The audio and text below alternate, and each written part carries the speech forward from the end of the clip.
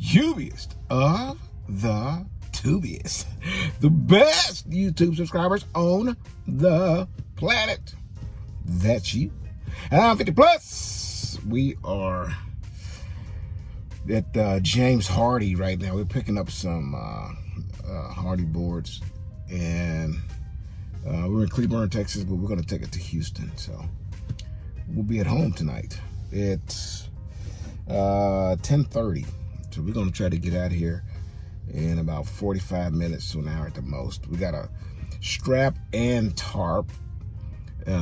We've got, I think, 2, maybe 3 stacks. We're going to go take a look at that.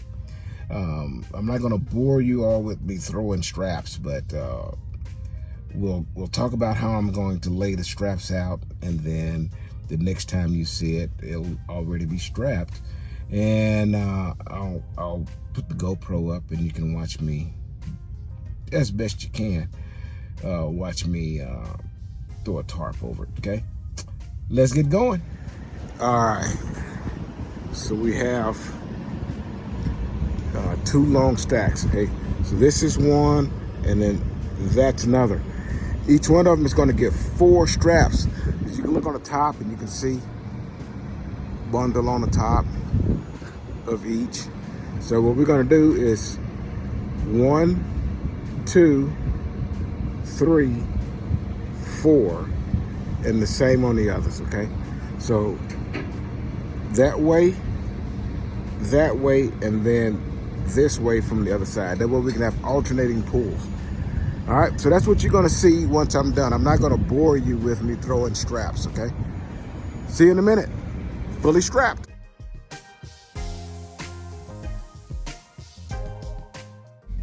All right, everybody. Now, I'm going to chat with you for just a minute on a little soapbox. Now, the guy you just saw, he's going to come in now. You see that right there? He's got like a feather thing on his head, which I thought was weird, okay? Now, the reason I'm going through this, sending you guys through this, is because I want you to know when you get ready to come out here, you're just going to meet all sorts of people, okay? And they may look really out there, like this guy. To me, as you can see, I can sit down and talk to anybody. I can basically get along with anybody. And, I can talk to people and get them to open up to me. And I don't do that very often because, man, you're going to meet some super weird people out here, okay? And I thought this guy walking around with a bunch of feathers on his head, it's kind of like an Indian headdress thing, but it was clearly not made by actual Native Americans. I mean, this thing was kind of like, it looked like you found a bunch of buzzard feathers on the ground, and then he glued them to a sweatband or something. So I decided, obviously, as you can see, to strike up a conversation with this guy. And it turns out, is he a little bit different? I would say yes, but one really, really nice guy. And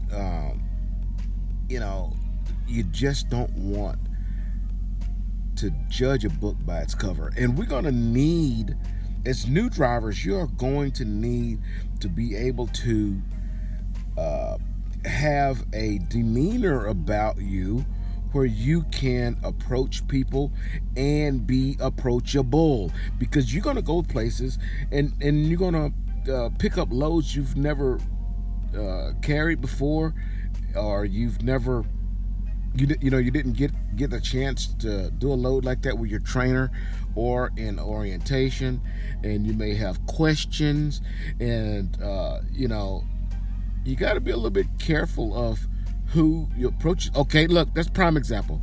This guy walks up to us, and and he's asking me the protocol. Where do you go, and how things work. So this is prime example.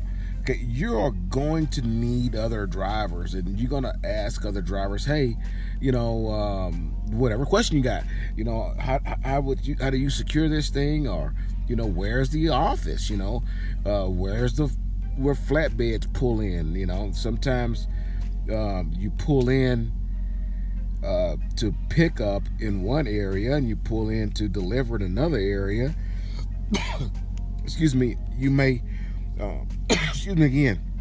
You may pick up coils in one location and flat steel in another. So you're going to ask people. The average person may look at that guy and say, I'm not talking to this guy. This guy's got to be the most weird thing. And we got into a conversation, and as you see, he took his jacket off, and he's gonna help me get this tarp going here. See, he's on top of the load. He's got his headdress on, and so it turns out this guy's a really good dude, and I'm glad that I was I kept an open mind. You guys do that, and you might be able to get yourself out of some pickles. I know that the first time I picked up steel coils, you just see all of the nightmare videos about coils coming through the cab and all this sort of thing. Is it something that can happen? Oh my goodness, not to you.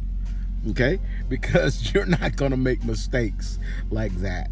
All right, you're going to put enough securement on coils to keep them on the trailer, and you don't necessarily have to be doing anything wrong yourself, but you may have to avoid another driver who cut you off and then